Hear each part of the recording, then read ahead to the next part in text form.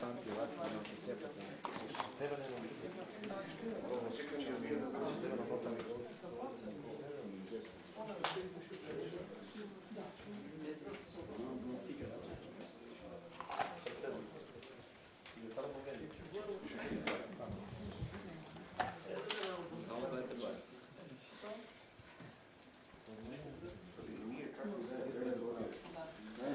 Добар ден на сите. Ја мислам дека може да почнеме со собравме. Најпрво би сакала да ви се заблагодарам на сите што сте денеска тука на подпишувањето на платформата за соработка и солидарност, која ни е крајниот резултат од проектот Коалиција за правични, транспарентни земјоделски политики. Јас сум Ива Маковска од Дружелна коалиција, денеска тука со мене се и Ристо Велков од Агросојуз од Василево и Миндук Нухију од Агрокултура од село Орицаре Липково, од тоа се нели партнерските здруженија со кои работиме на овој проект. Инаку, најпрво ќе кажам неколку збора за проектот, очекуваните резултати од проектот, потоа ќе представиме и платформата. Ќе оставиме време и простори за да отвориме една дебата, доколку имате некои прашања или сакате да споделите нешто. А на крај, во 11:30 имаме закажана пресконференција, на крај ќе завршиме и со еден наручек. Најпрво неколку збора, како што реков, за проектот. Рурална коалиција, заедно со партнерските организации Агрокултура село Орицаре Липково, мрежа на млади фармери село Мишиша Дебарце и Агросојуз од Василево, во периодот од јули 2015 до јуни 2016 година го спроведува проектот Коалиција за правични и транспарентни земјоделски политики. Проектот е во рамките на проектот на УСАИД за граѓанско општество, кој го спроведува Фондацијата Отворено општество Македонија. Целта на проектот е подобрување на економската конкурентност преку јавно и транспарентно спроведување на јавните политики со фокус на пазарот, не на субвенциите, во секторот земјоделство, како и градење на заеднички настап на партнерските здруженија пред институциите и јавноста преку изразување на соработка и солидарност, како и зголемено познавање на земјоделците на пазарот при продажба на нивните производи. Очекуваните резултати од проектот ни се да се увидат ефектите од субвенциите и состојбата во земјоделството во последните 5 години, како и поширока мобилизација за соработка и солидарност на сродните организации од овој сектор. Преку проектот сакам исто така да создадеме јасна слика за реалната состојба во земјоделството во последните 5 години, преку користење на податоците од Државниот завод за статистика, Министерството за земјоделство и Платежната агенција. Начинот на кој субвенциите го диктираат производството, а не пазарот, е таргетираниот проблем, па преку спроведувањето на планираните активности во проектот, јасно и со факти сакаме да прикажеме вистинската состојба во овој важен сектор, како за економијата, така и за голем број граѓани кои и екзистираат од земјоделството. Исто така, преку проектот, тоест во рамките на проектот е и изработена брошурата Мисли на пазар, не само на субвенции. Во рамки на проектот исто така беа спроведени и 7 тркалезни маси, и тоа во Куманово, Крива Паланка, Кавадарци, Пробиштип, Струмица, Битола и Девар, како и 11 работилници, и тоа во Липково, Ранковце, Свети Николе, Штип, Неготино, Радовиш, Прилеп, Кичево, Струга, Гевгелија и Кочани. Дополнително ќе организираме уште 2, тоа во Старо Нагоричане и во Охрид. На предходно наведените присуствуваа над 350 земјоделци и на истите беше промовирана брошурата преку која се запозна сите чинители во секторот земјоделство со проблемите кои ги имаат земјоделците при производство и барање на пазар на своите земјоделски производи, како и производните цени. Како што знаете и на брошурите, во брошурите имаме направено структура во цена на чинење на три производи, а тоа се доматот, пченицата и грозјето. Со брошурата се согледува и реалната состојба, изразена преку бројки и факти, како и предлози за понатамошен развој во секторот земјоделство, како доста важен сегмент. Брошурата е резултат исто така на прибирани податоци од релевантни институции, преку кои се направени споредби во последните 5 години по застапеност на површини по култура, по глава добиток по извоз и увоз на земјоделски производи. Ова активност води и кон придонес на првата краткорочна цел, со што се дава јасна слика во еден среднорочен период од 5 години, какви показатели се постигнати во секторот земјоделство и какви последици имаат на подолг рок носењето на годишни политики со постојани измени. Исто така, како што реков и предмалку, преку спроведувањето на проектот, за прв пат се случува да се создаде и една платформа, ние нарековме платформа за соработка и солидарност, која денеска ќе се подпише од 20 на здруженија и кооперативи, и во иднина ќе биде основа за почитување и бранење на поставените точки од сите засегнати страни во секторот земјоделство. По спроведените 7 тркалезни маси и 11 работилници, преку дебата се зборуваше и за точките кои ќе ги содржи платформата за соработка и солидарност, точки кои ги поврзуваат сите земјоделци, представници на здруженија и на кооперативи, точки кои се за подобар, поразвен и поконкурентен сектор, точки кои ќе треба да се залагаат и да ги бранат и факултетите, научните работници, институтите и граѓаните, но и политичарите, кои денес или утре ќе бидат во состојба да носат одлуки, програми или закони за доброто на целиот сектор. Со објавување и подпишување на платформата, луѓето кои се вклучени во носењето на одлуките, пратениците, министрите и државната администрација, ќе треба да ги почитуваат точките објавени во платформата, а преку ова очекуваме и платформата на вистина ќе почне да живее, кога проектот ќе биде и во последната фаза од реализацијата, што значи ова да стане и начин да во иднина немаме толку чести менувања на закони и други акти и програми, бидејќи сите прво ќе треба да поминат низ една јавна дебата и да се остави доволно време да се консултираат повеќето од засегнатите страни. Сега ќе ги прочитам и точките кои ги содржи платформата за соработка и солидарност. Сите имат по еден примерок во папките. Платформата за соработка и солидарност, подпишана од земјоделските здруженија и земјоделски задруги на 21 април 2016 година во Скопје, дава можност за директна соработка во конкретни активности и за конкретна подршка, помагајќи се меѓусебно.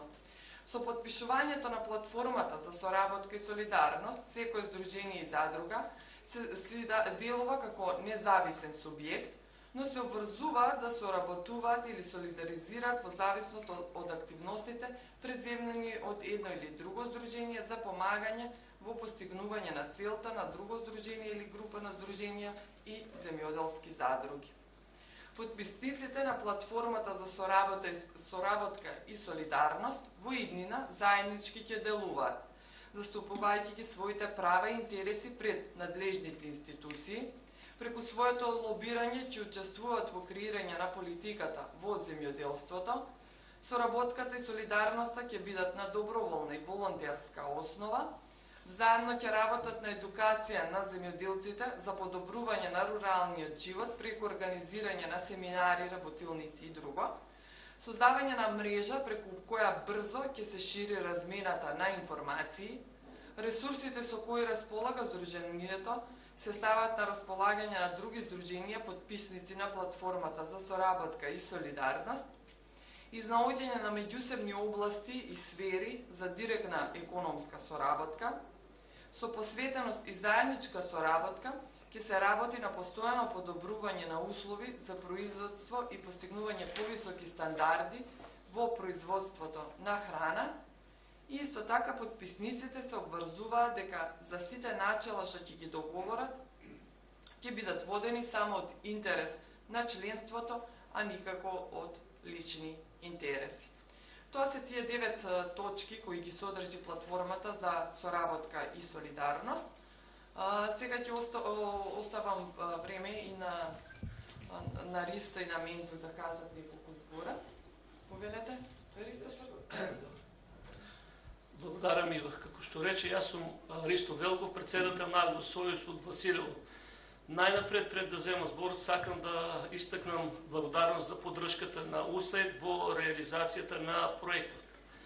Следејќи ја ситуацијата во севкупниот аграр, а пред се во растителното производство, морам да кажам дека се укажува на една голема проблематика, а со самата слика од теренот, имајќи го фактот на се помал број на оние кои што се занимаваат и екзерцираат од земјоделието, имајќи го фактот од теренот дека најмладиот земјоделец можам да кажам дека е веќе над 50 години, имајќи го фактот и податокот од теренот дека се помал од површините кои требаше да бидат наменети за насадување со земјоделски култури остануваат празни, а и самиот податок од Заводот за статистика од 2013 година кој вели дека од 526.000 хектари обработливо земјоделско земјиште се обработени 350.000, што значи 170.000 не се обработуваат. Меѓутоа, ако се направи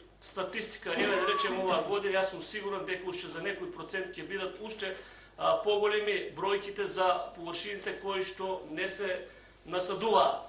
Згора на тоа, од типично аграрна држава, веќе можем да кажем слободно, стануваме држава зависна за увоз на храна, а тоа го покажува и податокот од истата 2013 година според Заводот на статистика, дека истата имаме извезено земјоделски производи во вредност од 500 милиони евра, на база на тоа имаме увоз на храна од 650 милиони евра, што значи имаме дефицит од 150 милиона евра. Мислам дека требаше многу поодамна некој да се загрижи за моменталната ситуација што се случува во аграрот, меѓутоа сликата е таа што е таа. Некој се обидуваше да каже дека со воведувањето на субвенциите ќе се стимулира нашиот земјоделец ќе отпушне со зголемување на производството во земјоделието, меѓутоа сведоци сме од теренот дека баш таа проблематика која требаше да биде воведена во земјоделието со самото воведување на субвенциите, дека ќе имаме зголемување на површините, дека ќе имаме квалитетно производство, за жал теренот го кажа тоа што претходно го кажав. Меѓутоа, манипулациите со земјоделците продолжуваат и понатаму баш на база на субвенционирањето, меѓутоа ние со овој проект сакаме да ја окажеме правата слика во сферата на производство. Имено, сакаме да ја кажеме на нашите земјоделски производители дека време е да се замислат тоа што го произведуваат, колку ги чини самата цена на чинење на производство. Следејќи ја самата проблематика, пред се во градинарството морам да кажем на неколку производи, морам да кажем дека цената скоро на ниту една година во производствениот циклус не ја достигнува ниту цената на чинење на самиот производ, а камоли да остане нешто за нашиот земјоделски производител. Конкретно, еве ќе ја земам минатата година, цена на чинење на дома 23 денари, а овој продажна цена 6 денари. Згора на тоа и голем дел од количините завршија или во депонија или остана на површините каде што беа насадени. Агонијата продолжува и оваа година.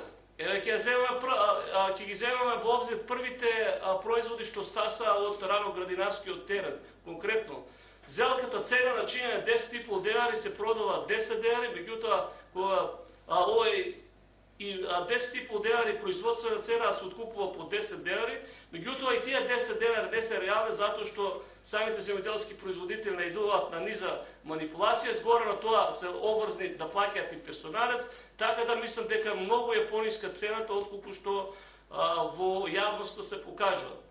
Затоа пак ќе повторам дека целта ни е со овој проект, со сите тие работилници што беа одржани на ниво на Република Македонија, сакаме да го разбудиме на еден начин самиот земјоделски производител, а свесни се и тие дека секоја година вложуваат, а следната година, следниот циклус на производство го започнува со задолжување, со подигање на кредити, се со надеж дека таа ќе биде подобра од претходната. Меѓутоа, за жал, од година во година е се полошо и нашиот земјоделски производител во ова општество си го зазема тоа место на кое што се наоѓа. Неедуцираноста негова, неорганизираноста ја користат другите институции и затоа мислам лека по лека, бидејќи сите тука, барем колку што знам, повеќето се земјоделски производители се занимаваат директно или индиректно со земјоделието, мислам дека време е да почне да се размислува каде и како ќе се продолжи со нашиот аграр. Бидејќи, пак ќе кажам, ако важевме за една типично аграрна држава, имајќи некој примат и на Балканот, па и во Европа, сега сме зависни како од земјоделски производи, така и од останатите прехранбени производи. Меѓутоа не останува само таа манипулација со врска со производството и пласманот на нашите производи. Сведоци сме од пред неколку дена, морам да го кажам само уште тоа, дека политиката зазема се некоја поголема сфера на делување во нашиот аграр, истакнувајќи го следниот податок дека со најава од инспекторатот дека производи на нашиот пазар се нудат надвор од дозволените количини на резидуи и со самата интервенција на нашите земјоделски производители да се обрне внимание на сето тоа, излегува представниците од Министерството и велат дека е добро, а јас само ќе го кажам тоа, не е добро, ќе страдат следните генерации, па не знам што понатаму ќе се случува. Затоа мислам дека остануваат последните сили да се вложат во нашиот аграр и да го ставиме земјоделието таму каде што му е местото, бидејќи само преку земјоделието нашата држава ќе го добие местото таму каде што е. Благодарам на кратко тоа, па после ако треба ќе земеме збор. Ти благодарам, Ристо. Мендох е тука од агрокултура, како те реков, од Липково, повели.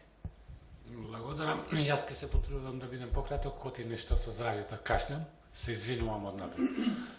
Прво ве поздравувам, како што ме представи Ливана, јас сум Мендул Нухија, доаѓам од општина Липкова. Денеска ќе бидам подписник на две компании, условно речено невладини, и Сдружение на фармери од општина Липково и кооператива, меѓу првите кооперативи, значи земјоделска задружка што е формирано 2007. Во врска со платформата би сакал повеќе да го отвориме дебатата, да видиме од присутните што имат да ни кажат околу оваа платформа.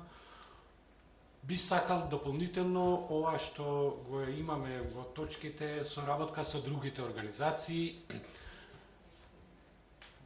Тоа како информација денешна, ние вчера како задруга имавме состанок по нивното кажување некој представник од Европската комисија, беа заинтересирани за постоечките кооперативи и нови да се формират. И јас би го поздравил групата тука пред нас што се од кај заменик министерот, по имиња нема да ги кажам, сигурно ќе се представуваат и добро е што денеска се присутни тука да ги слушнат, макар и знаат ги сите овие проблеми што ги имаме наведено тука, меѓутоа да кажам дека ние работиме на тоа и со надворешните и со внатрешните фактори да им кажеме кои реалните проблеми што се соочуваме ние како индивидуални и групни земјоделци. За жал, до денеска немаме постигнато тоа што го посакуваме, се надевам во иднина ќе преку оваа платформа и соработка со другите невладини организации ќе постигнеме нешто. Благодарам за почетокот. Ти благодарам, Мендов. Тоа е и целта на платформата за соработка и солидарност. Ја ви благодарам на вашите излагања, а сега, доколку има некој да постави прашање или да каже своје искуство или некој од актуелните прашања во земјоделството, ја би оставила простор и време на вас да се искажете, така да повелете. Повели. Да.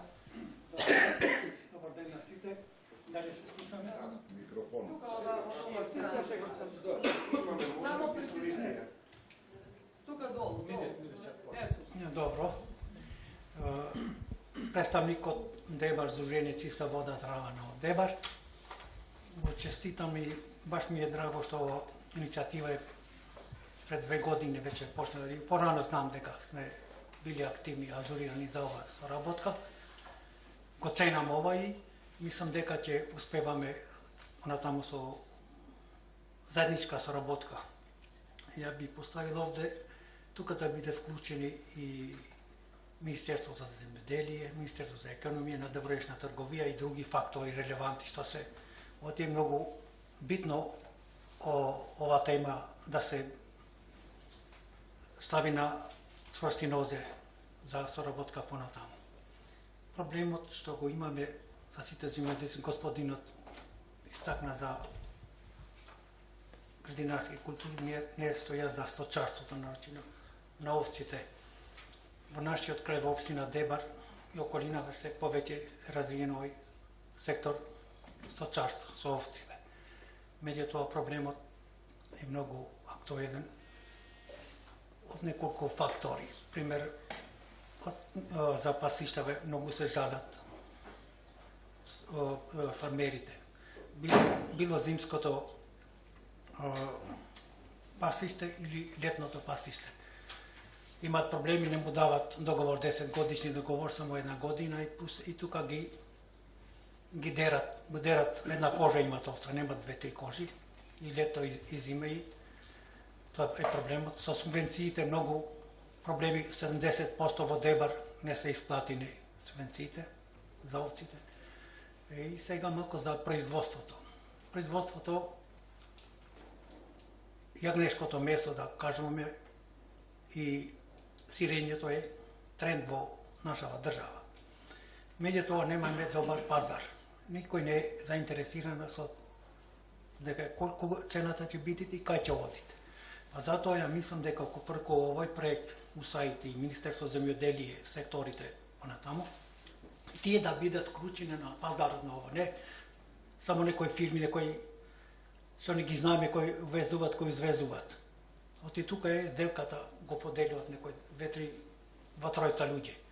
А треба тоа да се дават кај сточарите. Ако сакаме да имаме развиено агранка, треба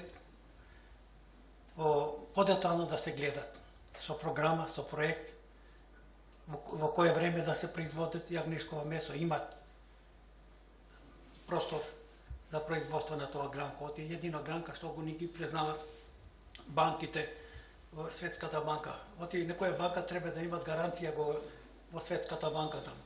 Што производиме? Ние производиме тутун, јагнешко месо и вино. Едино овие се пречуени. Ама овие трите гранки ги имат зема некој Министерство за земјоделие, економија и некој друг трет. Не оде директно кај производителите. Па мислам дека со оваа програма да се види, да се стават на платформа, да бидат вклучени релевантните фактори за ова гранка. За цената, за организирање и други. Па мислам дека на ова, ако сакаме да го спасиме земјоделието, би требало темелно да се гледа ова работа. Не само појди давај субвенции, не се знаат кај се појдени. Требите и трие гледувачи на овци, тие да субвенцират не само овците, тука и луѓето. И тие утре ќе бараме луѓе да одгледуваат овци, немаме да имаме луѓе. Едино гранка што ми го имаме, може да конкурираме во европските и другите пазари. Толку јас. Извините, ве молам да не одзедам време.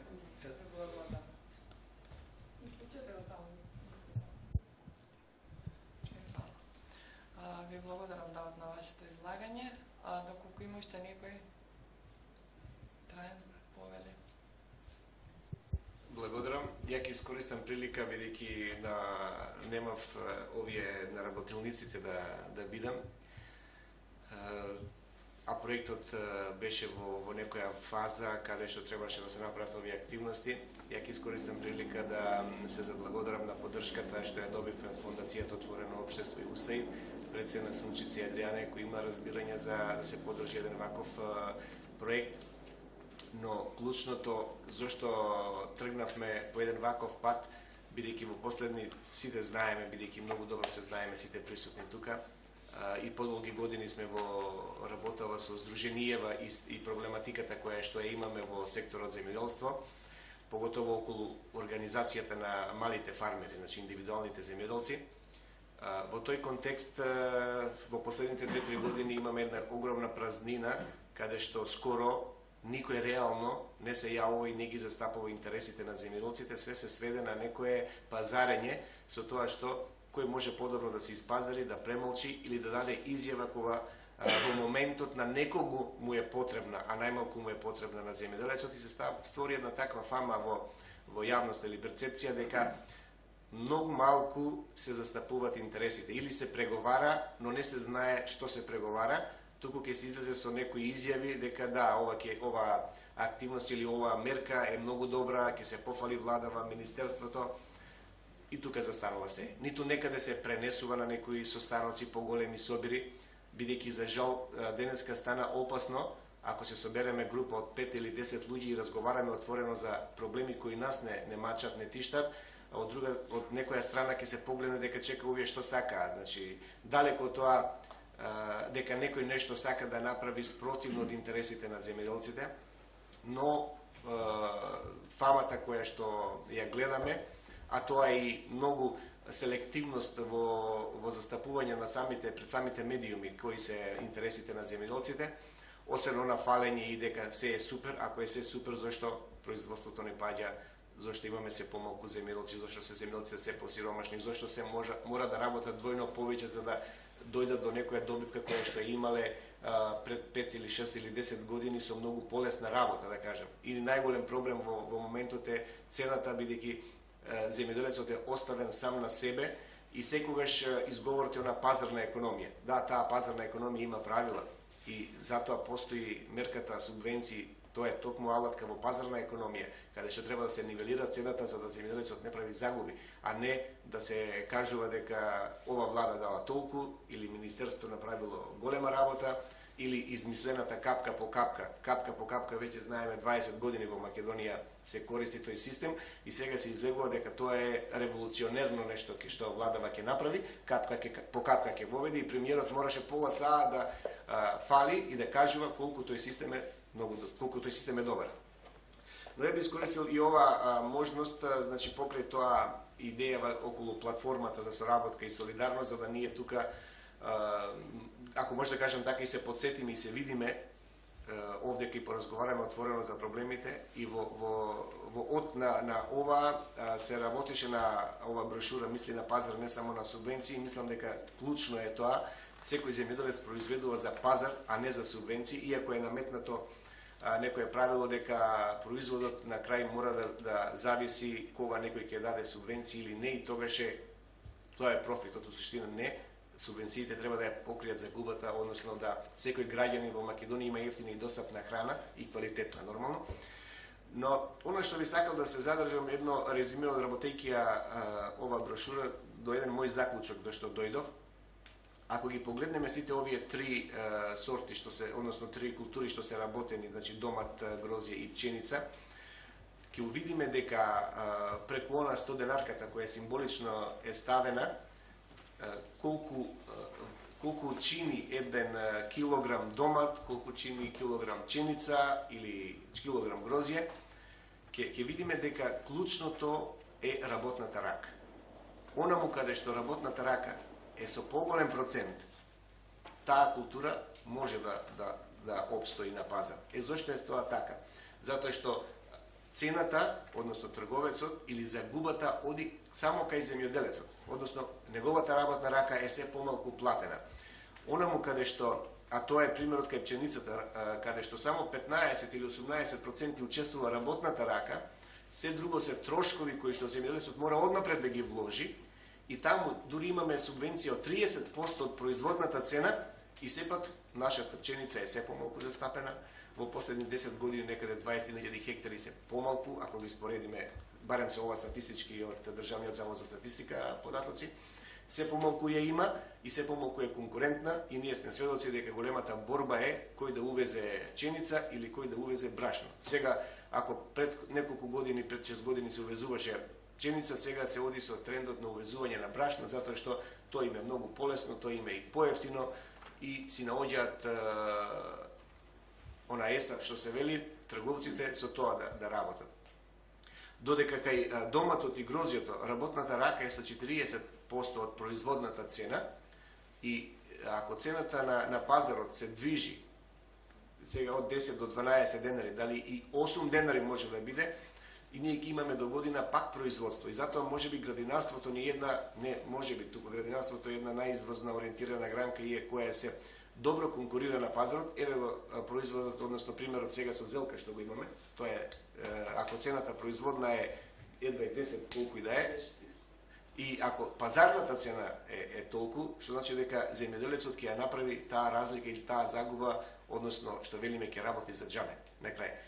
Тие 40% ја амортизираат, може да ја амортизираат таа цена, бидејќи во тие 10 денари, 4 денари, што значи скоро половина од производна е работната рака. Така земјоделецот нема да заработи воопшто, зборуваме за овие градинарски култури, но ќе остане можеби на некоја нула или минус. Тоа го влече до година пак да се произведува, пак да се таа конкурира, иако градинарите ги слушаме постојано. Како тоа немаме пазар, а никаде немаме видено да се фрли, да се зелка или домат или пипер. Секогаш се продава, ама цената е убитачно ниска. И тоа е, значи, со ова барем заклучокот дека она што ние, за да бидеме конкурентни, значи таа работната рака не убива, односно земјоделецот и ако го погледнеме и струмичкиот, бидејќи и овде кога гледаме во брошурата во регионите, струмичкиот регион некаде со 30%, 33% од вкупното земјоделско производство во Македонија учествува во тоа, додека Пелагонискиот е со 27, мислам, така да овие два региони дават половина од производство во Македонија. И тие се битни региони со кои што треба да се работи, но за жал ние сме во една таква состојба да сето ова производство падне на товар на земјоделецот, а да не зборуваме за сточарското производство кое што таму е уште полошо, значи имаме ние млеково колку е ниска цената, иако таму субвенциите се 3,5 денари по литар, да кажеме, но и тие се со мака се зимаат или премногу време треба за да помине, и сточарството ни опаѓа. Во целина земено дека во и перспектива култури кои може да имаат се градинарството кое е базирано на половина во производна цена на работна рака, но пак ќе кажам, колку е да велиме ние има перспектива, сепак е на голема мака на земјоделецот, на оние што се произведувачите. Има простор за работа овдека во овие здружувања, има простор за работа на нови, формирање на нови задруги, но ние за жал имавме пред 3 години 4 закон за земјоделски задруги кој беше наменет строго за одредени задруги кои што се isforsираа со сила за да потоа им дадат 90% субвенционирана меканизација. Така да политиката е јасна која се води во земјоделството, но мора со ова да се престане, мора да се излезе, да се зборува, мора да разговараме и кога ќе се собере група од 20 земјоделци разговарат за свој проблем, тоа не е закана за ниту за владава, ниту за државата, ниту за никого, туку тие треба во поголема група да се собираат и отворено да разговараат. Тоа е иднината која што може, тоа е начинот во кој што и во иднина треба да се работи, иако сега кога правевме муабет од Севалјево, овој муабет е 20 години. Значи секој ќе дојде, ќе не праша како е тешко, а ние ќе почнеме нешто со едукација. Мора да знаеме дека едукацијата никогаш нема да престане. Значи таа секогаш ќе биде, таа ја има и во најразвиените земји, затоа ти идат напред, затоа што постојано се во фаза на едукација и размена на искуства, што кај нас многу малку или воопшто го нема дека двајца земјоделци или двајца комшии ќе седнат и ќе кажат јас направив профит од 100 денари, а ја направив загуба. Кај е разликата? Зошто ти правиш профит, а ја правам загуба? Ние тоа мора да го надминеме, потребни се години, но што покасно почнеме, покасно е за сите нас. Инаку гледаме каква е состојбата, младиве бегаат, не сака да работат земјоделство затоа што е мачно и е многу малку платено, инвестициите се големи, но што да се каже, не, мислам дека не. Значи, мора да продолжиме во ситуација, во состојба каква што имаме. Еве, благодарам. Да, повеќе. Ево, на кратко, јас ќе се обидам поттикнат од дискусијата на Давот и на Трајан, би го кажал следното, дека и според нивните дискусии се гледа дека, сега не да излезе политички, немаме никаква стратегија во земјоделието и резултатот е сето она што се случува. Еве тоа што го кажа Трајан за последните понуди од бившиот премиер, вика ќе воведеме систем кап по кап. Ај, он е премиер, може далеко од земјоделието, меѓутоа советници дали знаат отприлика колку посто учествува у цена на чинење утрошко систем кап по капка. Точно во видење кап по капка знаеме што значи во начинот на производство. Меѓутоа самиот систем носи негде околу 2 до 3% од вкупната цена на чинење на самиот производ. Зборувам за градинарство. Што значи сосема мал процент учествува од вкупната цена на чинење на дадениот производ. Така да, мислам дека треба да се воде сметка кој ќе се понуди нешто да има место на теренот.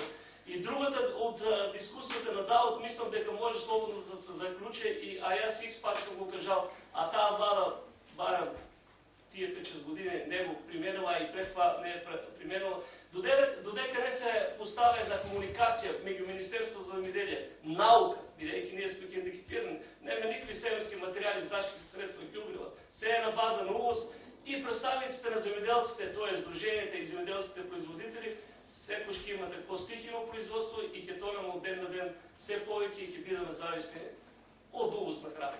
А за жал ќе го патат сите граѓани на Република Македонија. Да ги поздравам овде гледам борци со години за подобра состојба во македонскиот аграр. Јас сум Ленче Николовска, поранешен новинар во А1 телевизија, пратени председател на Собраниската комисија за земјоделство и актуелно советник во кабинетот на дополнителниот заменик министар. Сакав само да ве поздравам.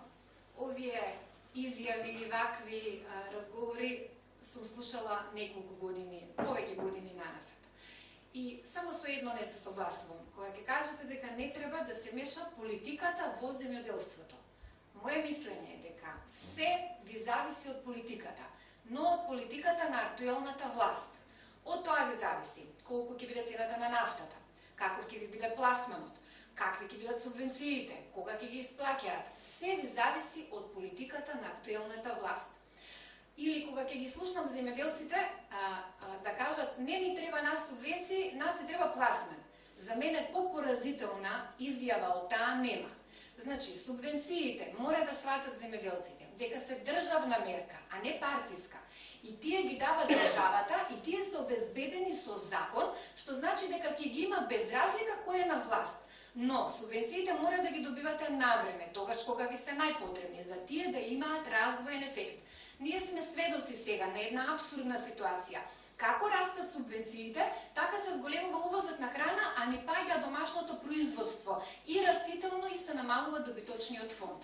Значи, субвенциите ги имаат сите земјоделци во регионот и земјите од Европската унија. И тие се потребни за производството на македонскиот земјоделец да биде конкурентно со производството на другите земјоделци, бидејќи вие на крајот се среќавате на исти пазари, дали е домашниот или странските пазари. Но земјоделското производство не се само субвенциите. Тоа мора да се следи, да се прогнозира и да се реагира на време. Значи, ако тргне државата на страна и каже дека ова е пазарно време и сега ние тука не можеме да влијаеме како држава. И тоа е погрешно, бидејќи условите за стопанисување на земјоделецот ги создава државата. Не може да ги препушти земјоделците на пазарно време со репроматеријали кои што се најскапи во регионот. Вие, например, земјоделците немате зелена нафта, а ги имаат сите земјоделци во регионот и во другите земји. Не може да произведувате со толку скапи репроматеријали, а цените на производите да се исти како пред 10 или 15 години. Значи, нешто не е во ред. И тука државата мора да се јави како да создаде едни подобри услови за стопанисување. Или да ви остане грозјето неплатено, пиперките од лани неплатени и други производи, државата да каже, тоа ние сега не можеме, тоа се тие приватни фирми не можеме да се мешаме. Постојат договори за откуп, постои држава, институција која што треба да се грижи, да знае дали тој производ му е платен на земјоделецот. процесот. Значи не може да се тргне државата да стои настрана од тоа. Затоа јас сметам дека е погрешно кога ќе кажете дека политиката не смее да се меша, се зависи од политиката на актуелната власт и најмногу земјоделците треба да, како да кажам, да не бидете толку скромни, да се задоволувате со она што сега го имате, бидејќи очигледно е дека не заработуваат од земјоделското производство, а тоа го потврдуваат и статистичките показатели. Вие, господине, зборувавте за овчарството. 1.200.000 овци имаше 2006 година, сега има 600.000. Значи овде нешто не е во ред. И покрај тоа што има субвенции во овчарството. Значи, да не должам, пораката ми е дека треба да се еве вака здружувате, да реагирате како земјоделци и ве молам, редно е веќе да им се стави крај на овие така наречени лидери на земјоделците, кои што сега постојат и кои што ги користи власта за да може да се оправда дека секоја мерка што ја носи фактички е одобрена од земјоделците. Ви знаеме сите, тоа е Тантаров, тоа е Аризанов, тоа е Никола Стаменов, тоа се луѓето кои што за жал, според мене, се најголемите злосторници и учествуваат во уништувањето на македонскиот аграр, но мислам дека тоа го дозволуваат и останатите земјоделци кои што не се здружуваат и не гледаат меѓу другото да си помогнат и самите себе, а и на државата, бидејќи земјоделското производство е стратешка гранка за секоја сериозна држава, тоа е нашата храна и во ова треба да учествуваме сите заедно со актуелната влада за да може да се подобрат состојбите. Благодарам.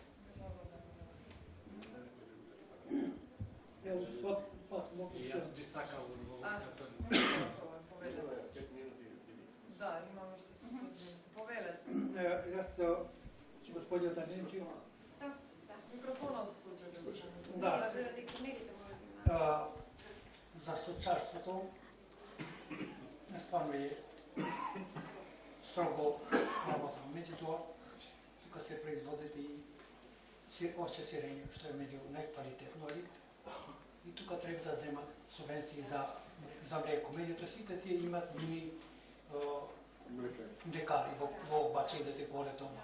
А да се производи, колку го троши тој материјал? Треба да се тука да се дава 3 динари колку, на колку ќе го развиваме тоа. Едно, второто. Касапниците земат субвенции за колено јагне. Зошто да ги земат тој? Колку зема тој производителот?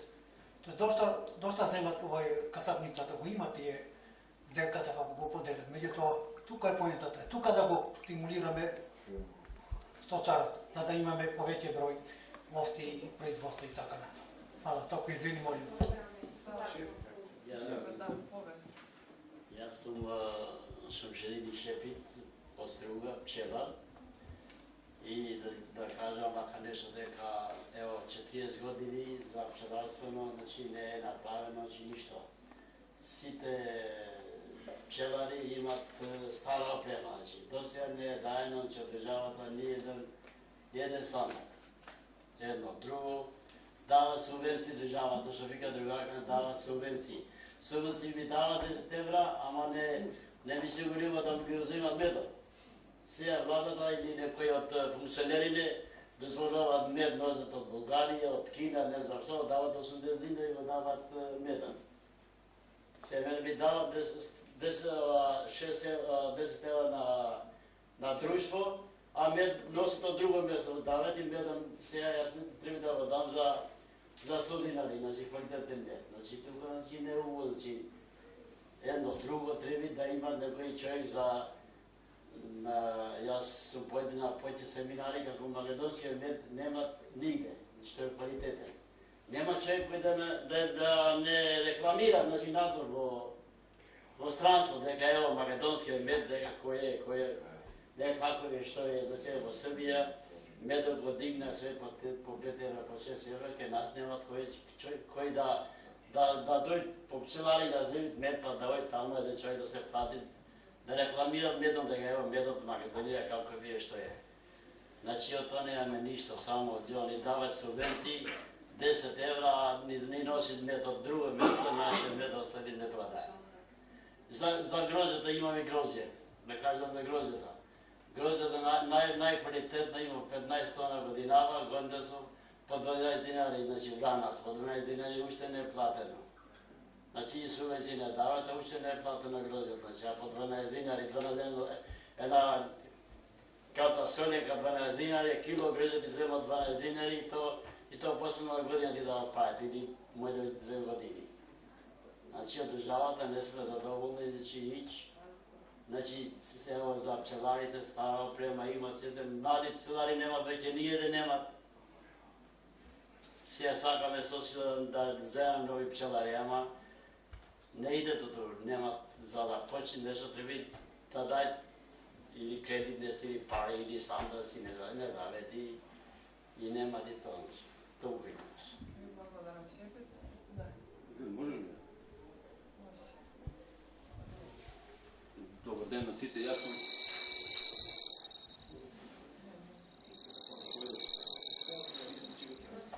телефонот е.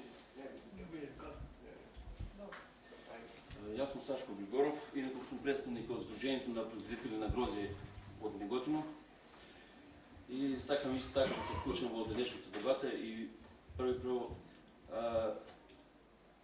да ја поддржам колешката Ленче Николовска во однос на тоа што кажа прежеска, дека земјоделците и текако можат да одлучуваат политички, заради тоа што сепак политиката многу, мислам, се меша, него многу во земјоделското производство многу зависи од политиката која што е актуелна во Република Македонија, затоа што сепак Министерството за земјоделие е тоа кое што ги предлага и ги носи законите, мислам и собранието кое што ги усвојува законите, а фактички овие закони кои што се донесени од страна на актуелната влада и текако влијаат врз работата на самите земјоделски производители. Сепак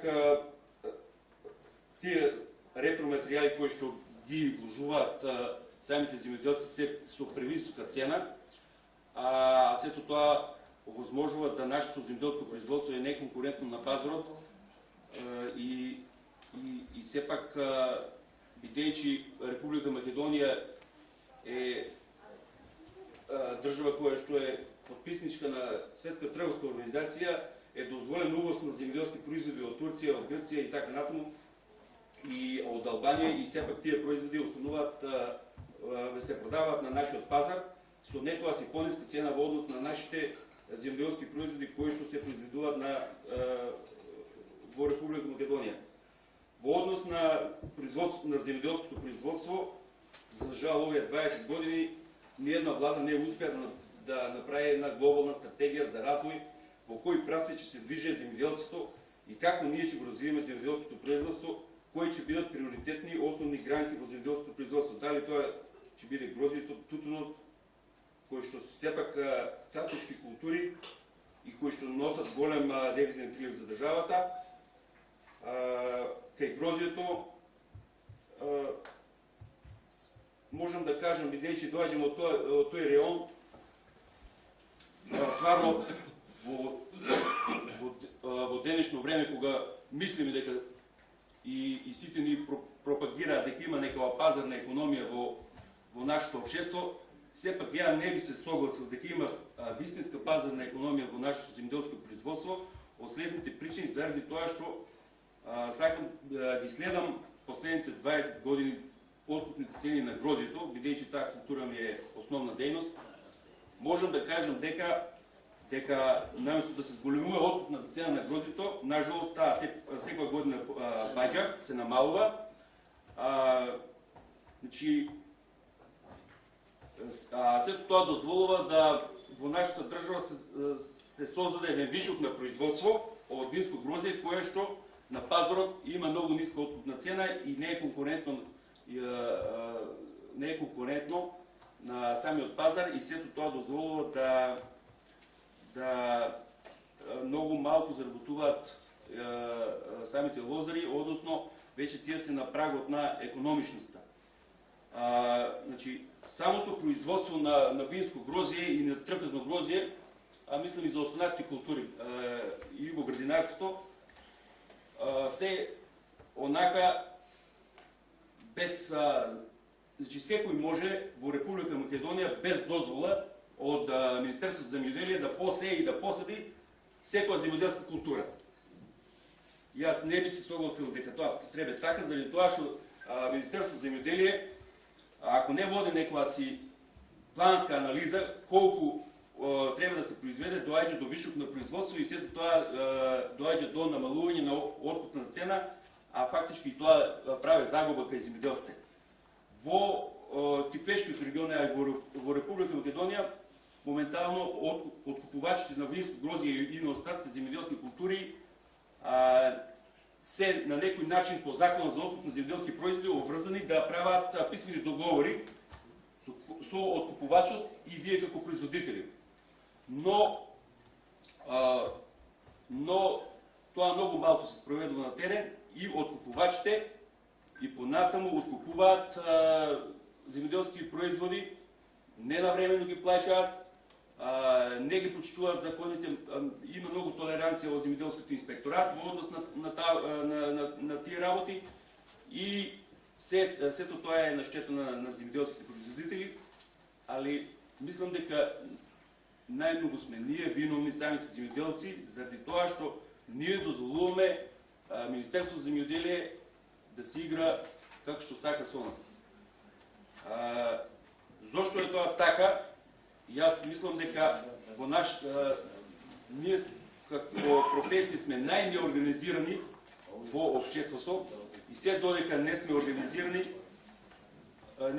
и се додека не се организираме во и дозволиме, например, Федерација на фармери, Асоциација на земјоделците, тие така наречени самопрогласени лидери, кои што немаат, еве да ви кажам за господинот Љупчо Аризанов, дали има 10 членови во неговото регионално сдружение, а фактички он е тој кој што со министр за земјоделие креира некоја си политика за откуп на винско грозје и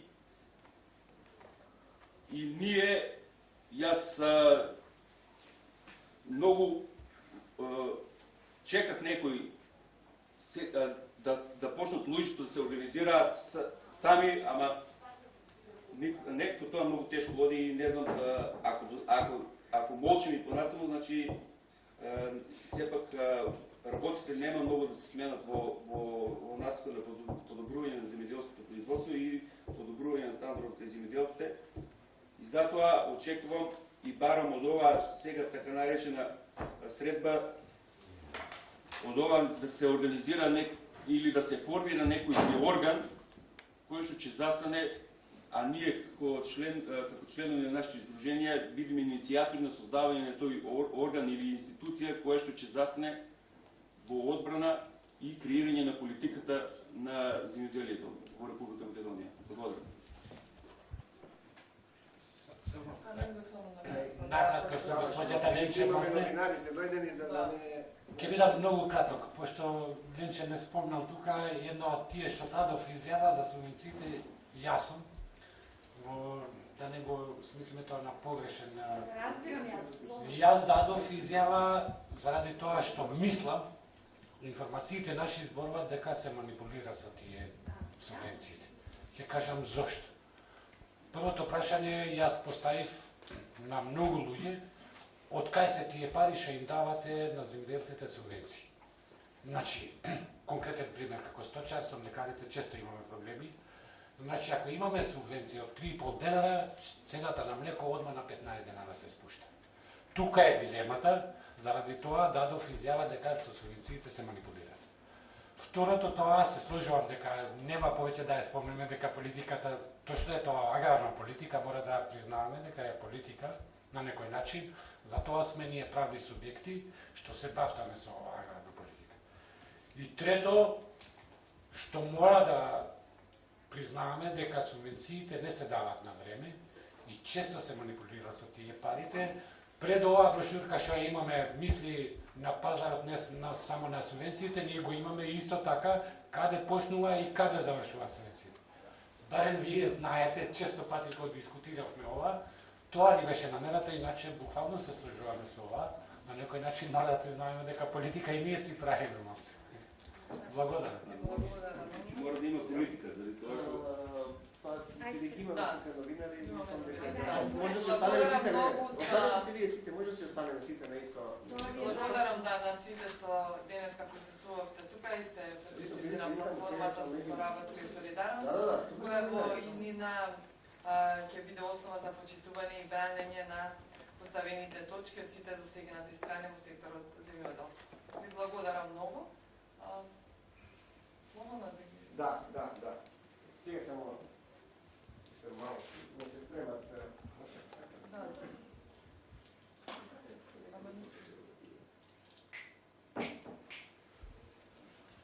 Прески имате сега? Да. Само кафето да си го допијате.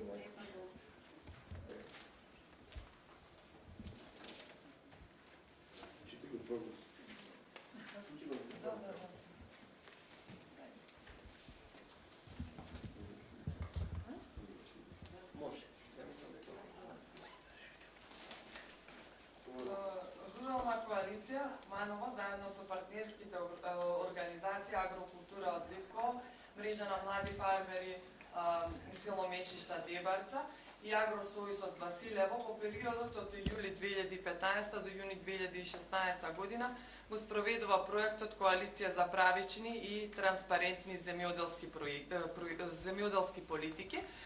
Проектот е во рамките на проектот на УСАИД за граѓанско општество, спроведуван преку фондацијата Отворено општество Македонија. Целта на проектот е подобрување на економската конкурентност преку јавно и транспарентно спроведување на земјоделските политики со фокус на пазарот, не на субвенциите во секторот земјоделство, како и градење на заеднички настап на партнерските здруженија пред институциите и јавноста преку изразување на соработка и солидарност, како и изголемото запознавање на земјоделците на пазарот при продажба на нивните производи. Во рамките на проектот ја промовиравме и брошурата Мисли на пазар, не само на субвенции.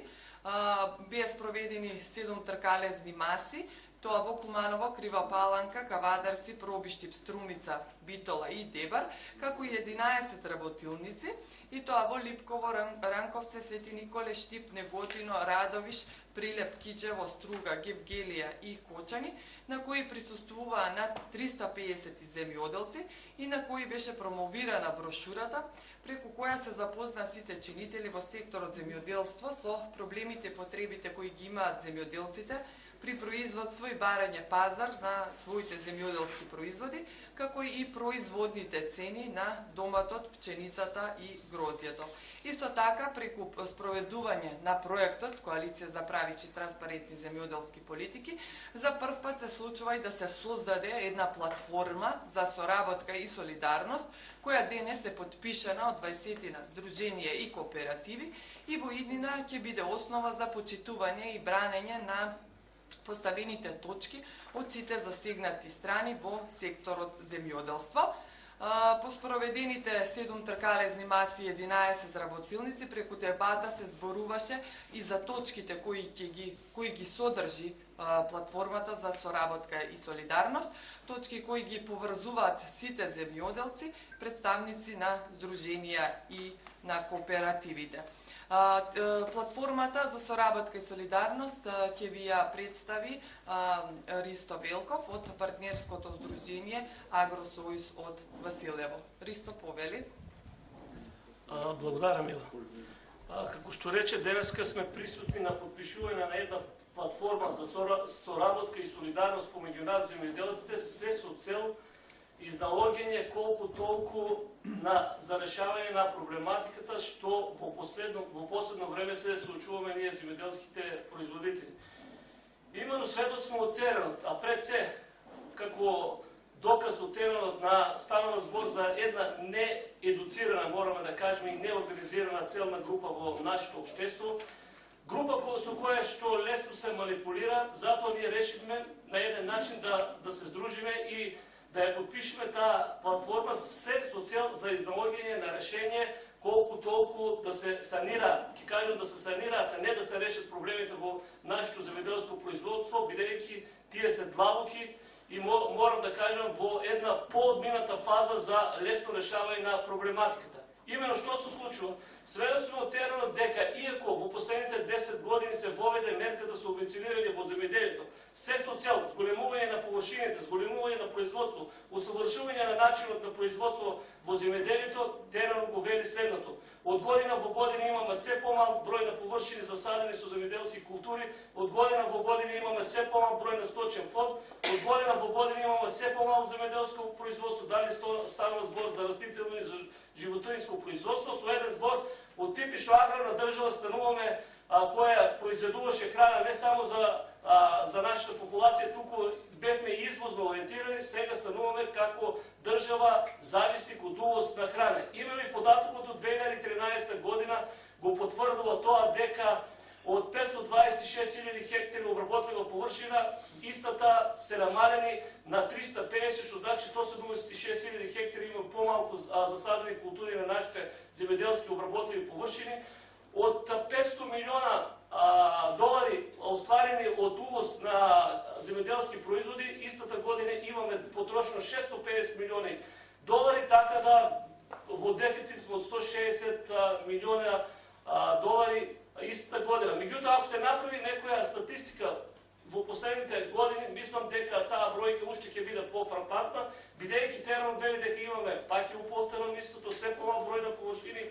Старосната граница со која се занимаваат и обстојуваат од оваа гранка на популацијата веќе надминува, може да кажем условно, преку 50 години, бидејќи селата се празни, а сите помлади генерации својата екзистенција и опстанок ја бараат надвор од државата или во некои други гранки. Така да, мислам дека е време некој да се замисли за овој аграр, бидејќи ако не красише апетитот, пак и го повторам тоа пред 20 и повеќе години дека важиме за типично аграрна држава, сега стануваме како држава зависник за увоз на прехранбени производи.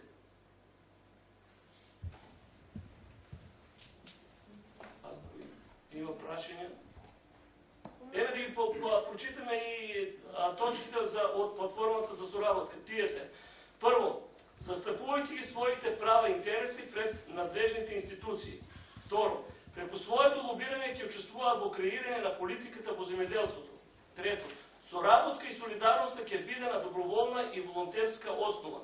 Четврто, заедно ќе работат на едукација на земјоделците за подобрување на руралниот живот преку организирање семинари, работилници и друго. Пето, создавање мрежа преку која брзо ќе се шири размената на информации. Шесто, ресурсите со кои располага Сдруженијето се ставаат на располагање на другите здруженија, подписници на платформата за соработка и солидарност. Седмо, изнаоѓање меѓусебни области и сфери за директна економска соработка. Со посветеност и заедничка соработка ќе се работи на постојано подобрување на условите за производство и постигнување повисоки стандарди во производство на храна. И девето, подписниците се обврзуваат дека за сите начина што ќе ги договорат ќе бидат водени само од интерес на членството, а никако од лични интереси. Може да појасните што мислите со тоа кога кажате дека има мала група на луѓе која што ја манипулира некој што ја загрозува вашата работа? Како да не слушам? Спомнавте на почетокот за група на луѓе која што е манипулирана. На што мислите? Мислам дека станува збор за група на граѓани во оваа општина, пак го потврдам, дека е неедуцирана, а од друга страна и неорганизирана, група со која што на еден начин може лесно да се манипулира, а со самото поведување на субвенциите, мислам дека дојде и до намалување на површините на кои се обработваат земјоделски култури, а со тоа и намалување на земјоделски производи. Пак го повторам истото, бидејќи се водеше грижа и сметка со самото поведување дека ќе имаме еден прогрес во земјоделието, ние веќе сведоци сме од теренот дека имаме се помали површини засадени со земјоделски култури и се помаленко производство, баш поради податокот од теренот дека станува збор за неедуцирана и неорганизирана целна група која што и политиката, мораме да кажеме, си го зазема својот став, бидејќи субвенциите, мораме да го кажеме и тоа, не стигнуваат кај правите земјоделски производители, стигнуваат кај оние што земјоделството не им е примат, туку само се стекнуваат со средства без податок на производство. Од друга страна и тие субвенции што се дават имаат, мислам, неразумна стратегија, бидејќи станува збор на средства кои што стигнуваат кај земјоделските производители во период кога најголем период во кога му се најпотребни, тие не стигнуваат, така да мислам дека станува збор за паушална распределба на субвенциите, а од друга страна сведоци сме и од другите манипулации, веќе го земаме Джумалија, како и на кој начин се распределваше земјиштето, кој и колку средства добиваше на база на субвенцирирање на тоа земјоделско производство, а знаеме дека баш, еве, ќе го земеме истиот пример, не стануваше никаков збор за производство на земјоделски култури на огромен број на земјоделски површини. Да, нешто да прашам Ристо во врска. Не, ќе завршат ова соверење, па после ние може да се остане на со новинарските прашања. Новинарите сакаат да прашаат. Треба да го истакне. Не, свати вашето прашање. Прашањето беше на друго. Не, мислам, да, постојат два сегменти. Другиот сегмент е и самата манипулација што ја вршат така наречените представници на земјоделските производители. Тоа мораме да го кажеме дека баш тие представници на земјоделски производители кои што немаат ни додир со земјоделското производство, немаат ниту кора засадено од земјоделски култури или да одгледуваат барем еден број на стока, баш тие ги застапуваат интересите онака како што и одговара на секојдневната политика. Да.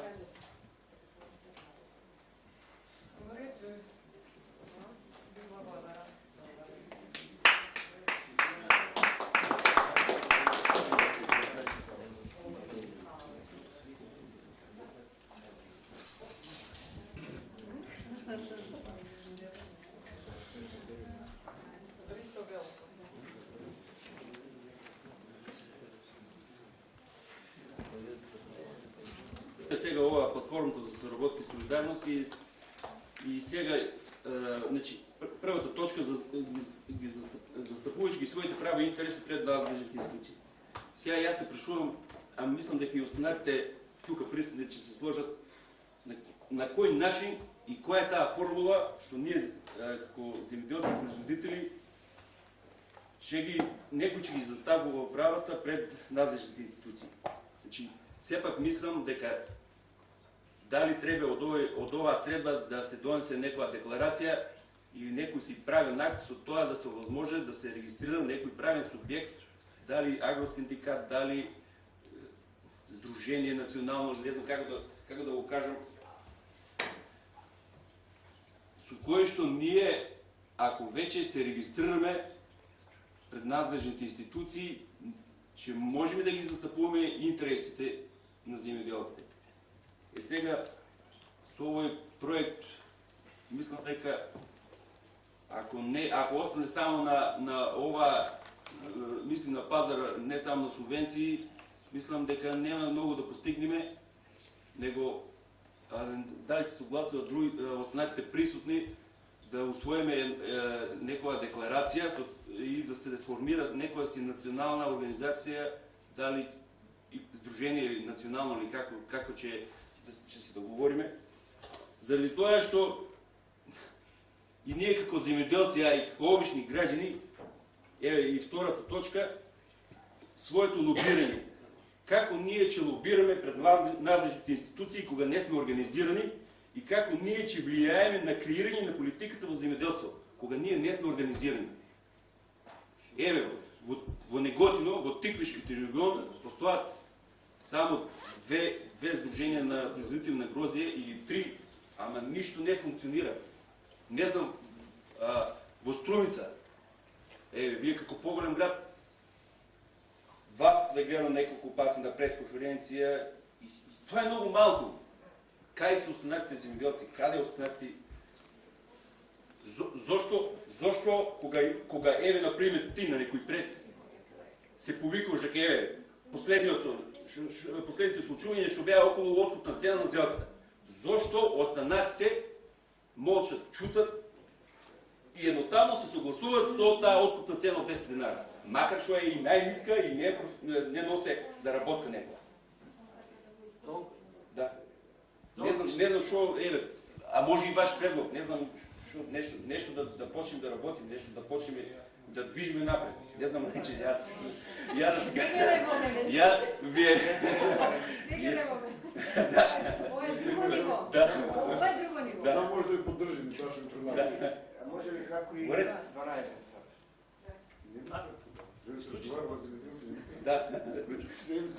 Не, намерата е дека токму активностите со ова не завршуваат, завршува проектот. Но нашите активности со ова треба да земат нова димензија. Некој друг правец, ова што го зборуваш ти, значи се чувствува секаде. Во кој град и да влезеш, во кој подсектор, во било каде, значи истиот е проблем. И затоа ова е убава можност што еве тука се собравме 20 на луѓе и повеќе, толку здруженија. Добар дел дадоа поддршка, но не можеа да дојдат. Намерата е дека овдека не треба да застанеме. Значи да вараме чаре, да не оставиме на некој друг да ни ги решава нашите проблеми, бидејќи никој друг нема да ги реши затоа што тој си имат своји. А ова се нашите и ние мора самите да се справиме со сите овие проблеми што ги имаме. И на човек вика не може да му помогнеш ако не сака и ако не зборува за проблемот. Ние искрено кажано многу малку зборуваме во јавноста за нашиот проблем. Освен што ќе кукаме, ќе плачеме и ќе си кажеме тоа е, нели, што можеме против државата. Не, гледате денеска што се случува, можеме многу повеќе. Но ако ова е крајно, мислам дека ако нема, нели... Само две реченици во контекст на Да. Мора да тај менеджмент да рика тоа имаме време, ама мора да внимаваме и на времето, секој си има обрски. Сашко, само на кратко, практично што се вика. Вика, застапувајќи своите права и интереси, значи ние успејаваме како здружение, како сојуз на синдикат, да обединеме повеќе здруженија и колку толку да ги извадиме земјоделци се со цел да го искажат своето незадоволство. Првата цел не беше да стапна контакт со надлежните институции, беше поканен министр, заменик министр, али тука не успејаваме, немаме никакво лоби. Значи ние не сме виновни. И баш за това дојде до втората фаза во реализација со намерите дека ќе излеземе на протести, се со цел да го искажеме нашето незадоволство од това што ни се нуде. Ама за жал политик си го зема своето и после 2-3 дена министр заменик Ванчо Костадинов дојде во Василево, у општина, у институција, дека што уопште нема право да се разговара за таа проблематика, они го решија проблемот, што кажаме претходно, тие што не се или квази представници на земјоделците, они го решаваа проблемот, али ми се впечаток од това што изгледа на тема, се полека се будат земјоделците и гледат кој и како и застапува интересот и колку успех. Слушам денеска утре зелките кај нас почуват сега градинарство најактивно 7 динара, прва краставица 10 динара, а производствена цена 20 динара на краставица. Па нека седат дома. Нека седат. Па за това това ни почеток, тука ние ще почнуваме, мислам, ќе се потрудиме колку толку да го сместиме тај земјоделец. Ви благодарам уште еднаш на сите, ручек имаме, да, за сите, поведете и ви благодарам уште. Се дружиме уште. Да, ќе се подружиме. Представите, тоа е